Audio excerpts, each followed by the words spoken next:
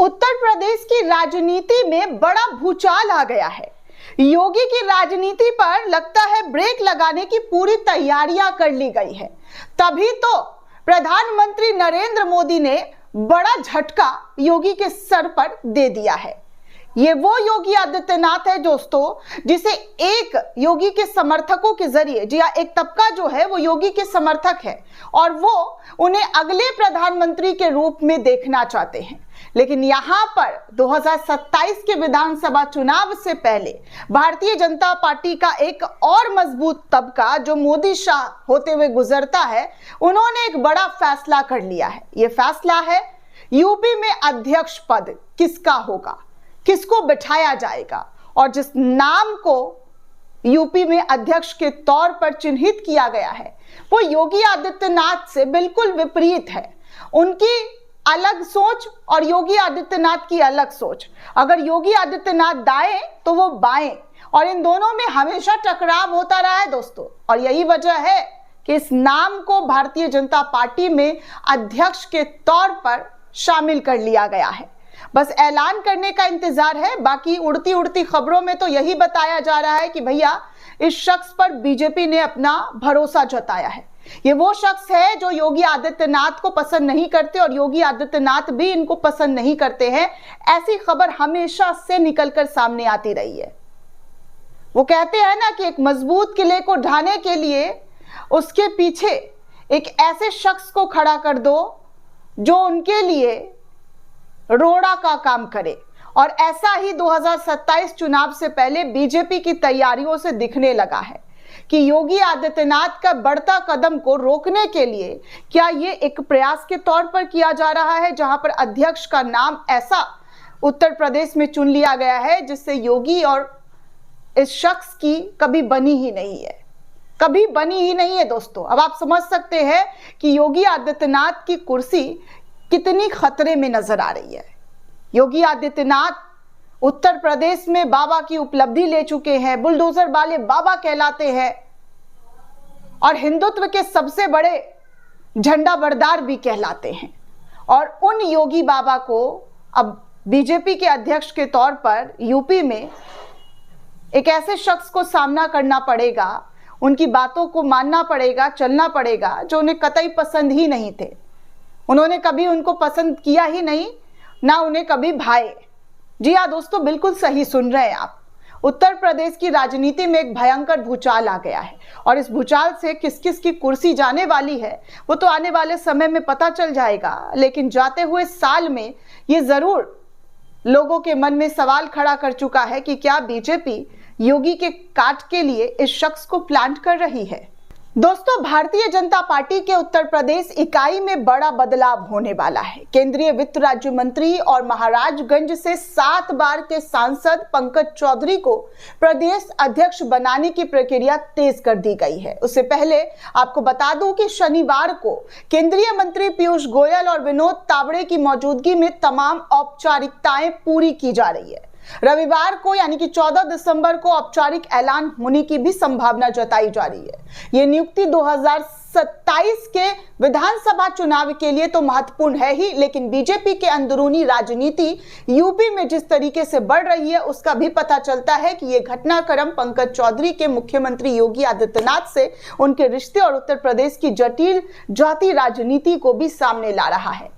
क्या ये OBC vote को मजबूत करने का एक जातिगत दांव के तौर पर देखा जाए या फिर योगी सरकार और पार्टी संगठन के बीच संतुलन का प्रयास हो रहा है। पंकज चौधरी का जन्म 1964 में गोरखपुर जिले के एक साधारण कुर्मी परिवार में हुआ। कुर्मी समुदाय अन्य पिछड़ा वर्ग का प्रमुख हिस्सा है जो पूर्वांचल में किसान व्यापारी वर्ग के रूप में जाना जाता है।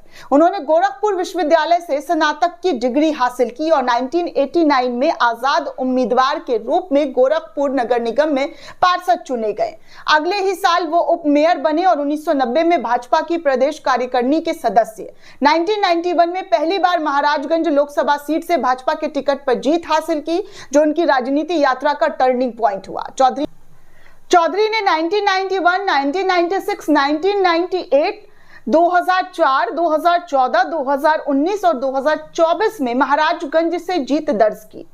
जो पूर्वांचल में भाजपा का मजबूत गढ़ माना जाता है। 2009 में कांग्रेस के हरिशंकर तिवारी से हार गए, लेकिन वापसी मजबूत हुई। 2021 से वो मोदी सरकार के वित्त राज्य मंत्री हैं, जो 2024 में दोबारा बरकरार रहा। उनकी छवि एक लो प्रोफाइल, ईमानदार और विवादों से दूर रहने वाले नेता की है। वो हमेशा पक्ष विपक्ष दोनों से संतुलित संबंध बनाए रखते हैं। महाराजगंज जिला पंचायत अध्यक्ष का पद हमेशा उनके करीबी के पास रहा है। अब प्रदेश अध्यक्ष पद पर उनकी ताजपोशी पूर्वांचल को मजबूत करने का संकेत है। महाराजगंज गोरखपुर के करीब है, जहां योगी आदित्यनाथ का गढ़ माना जाता है। भाजपा आलाकमान ने 2027 विधानसभा चुनावों को ध्यान में रखते हुए यह फैसला लिया है। वर्तमान अध्यक्ष भूपेंद्र सिंह चौधरी का कार्यकाल जनवरी 2025 में समाप्त हो रहा था, लेकिन खरमास यानी कि 16 दिसंबर से पहले 14 दिसंबर को ऐलान हो जाएगा। अन्य दावेदार जैसे बीएल वर्मा, रामशंकर कठारिया और धर्मपाल सिंह के नाम भी चर्चा में थे, लेकिन चौधरी सबसे आगे चल रहे हैं। पंकज चौधरी और योगी आदित्यनाथ दोनों पूर्वांचल से हैं, लेकिन उनके रिश्ते बहुत जटिल रहे। गोरखपुर महाराजगंज की भौगोलिक निकटता होने के बावजूद राजनीतिक रूप से वो हमेशा एक दूसरे के पूरक नहीं दिखे हैं। 2024 लोकसभा चुनाव से पहले चौधरी ने एक बयान दिया था, जिसमें उन्होंने कहा था कि लोग मोदी सरकार के काम पर वोट देंगे।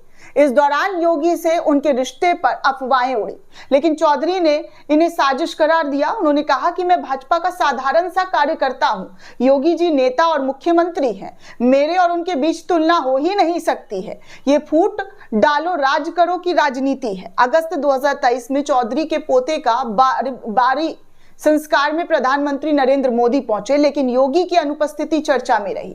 इतना ही नहीं, मोदी उनके आवास तक 200 मीटर पैदल चलकर पहुंचे। जून 2024 में एक कार्यक्रम के पोस्टर में योगी की तस्वीर ना होने पर विवाद हुआ। हालांकि चौधरी ने इसे समर्थकों की चूक बताई, लेकिन योगी खेमे में पंकज चौधरी को आज तक इसके लिए माफ नहीं किया गया।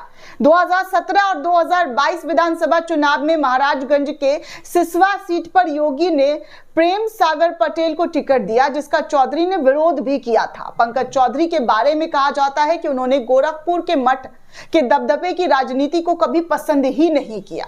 कुछ स्रोतों के अनुसार पंकज चौधरी कुछ स्रोतों के अनुसार प्रदेश अध्यक्ष पद पर पंकज चौधरी के नाम को योगी का समर्थन प्राप्त है, लेकिन विश्लेषक कह रहे हैं कि ओबीसी कुर्मी नेता चौधरी को जाति समीकरण की वजह से यह पद मिला है। योगी के पास समर्थन के अलावा और क्या चारा हो सकता है, लेकिन भाजपा महासचिव बीएल संतोष को योगी से बंद कमरे में बैठक करनी पड़ती है दोस्तों, ताकि योगी की सहमति किसी भी तरीके से ली जा सके। सूत्रों का कहना है कि चौधरी के नाम पर योगी ने असहमति जताई थी। कुल मिलाकर रिश्ते पेशेवर रहे, सहयोग है तो लेकिन गहरी निकटता नहीं।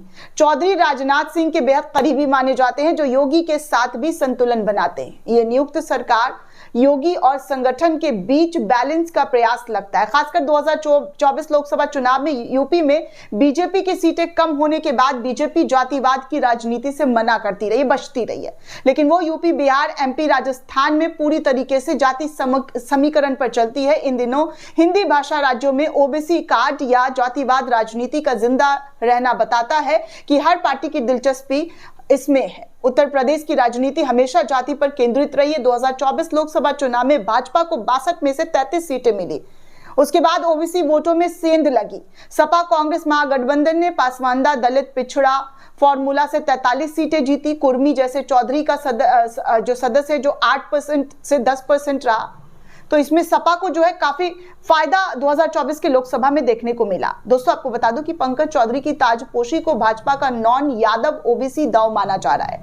विश्लेषकों का कहना है कि भाजपा 2027 चुनाव के लिए नॉन यादव वोटों को एकजुट करने के लिए ओबीसी नेता नियुक्त कर रही है। कुर्मी समुदाय पूर्वांचल और देवरिया मजबूत हो, जहां भाजपा 2024 में कमजोर पड़ी है, यानी ये कुर्मी वोटों की मजबूत करने की जो है एक तरीके से देखने को मिल रहा है। आपको बता दूं, भाजपा जो कहती है सबका साथ सबका विकास का नारा जो देती है, लेकिन जो नियुक्तियां हुई जातियों को देखकर, जाति आधारित, उसमें 2022 विधानसभा के बावजूद 2024 में मौर्य, कुशवाहा, शाक्य वोट सपा की ओर चले गए। लोकसभा के अंतिम चरण में नॉन यादव ओबीसी उम्मीदवारों पर दांव खेला गया, जैसे चौधरी पर महाराजगंज में, सपा का पीडीए पिछड़ा दलित अल्पसंख्यक फॉर्मूला सफल रहा 2024 में, जबकि भाजपा को ओबीसी रणनीति नहीं चाहिए। ये कदम अपना दल की अनुप्रिया पटेल को भी संदेश है, जो कुर्मी वोट शेयर करती है। बहुत साफ है कि 2027 में ओबीसी समर्थन वापस पाने के लिए बीजेपी ने एक तरीके से चौधरी पर दांव खेला है। पंकज चौधरी की ताजपोशी बिहार के बाद कोयरी कुर्मी को जोड़ने का प्रयास बताया जा रहा है।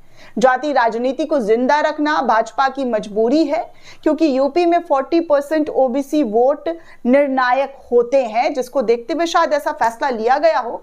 लेकिन जो अंदर खाने में पता चल रही है वो ये है कि योगी जी इस फैसले से खुश नजर नहीं आ रहे हैं। जिस फैसले को लेकर बड़े नेताओं की दिल्ली में बैठक चल रही है, बड़े नेता सहमति जता रहे हैं, वहीं उत्तर प्रदेश के मुख्यमंत्री इस बात से बेहद नाराज हैं कि उनको एक ऐसे शख्स को लाकर बिठा दिया जा रहा है जो उन्हें कभी पसंद ही नहीं थे।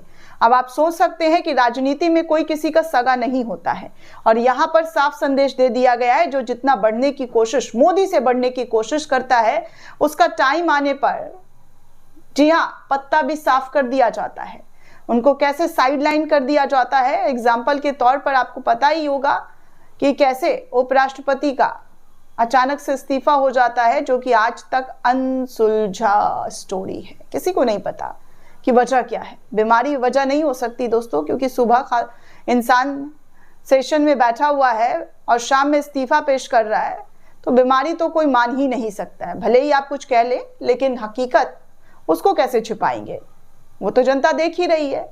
ठीक ऐसे ही उत्तर प्रदेश की राजनीति में इस वक्त जो है योगी आदित्यनाथ की कुर्सी को लेकर सवाल खड़े करने शुरू कर दिए गए हैं कि क्या उनकी कुर्सी खतरे में की ओर जा रही है, क्या उनका कुर्सी छीनने का ये कोई ऐसा प्लान है जिसके जरिए मोदी ने पंकज चौधरी का नाम सजेस्ट कर दिया है। आपको क्या लगता है दोस्तों, हमें कमेंट करके जरूर बताइएगा। साथ ही साथ चैनल को ज्यादा से ज्यादा लाइक, शेयर और सब्सक्राइब करना बिल्कुल भी ना भूलें। शुक्रिया दोस्तों।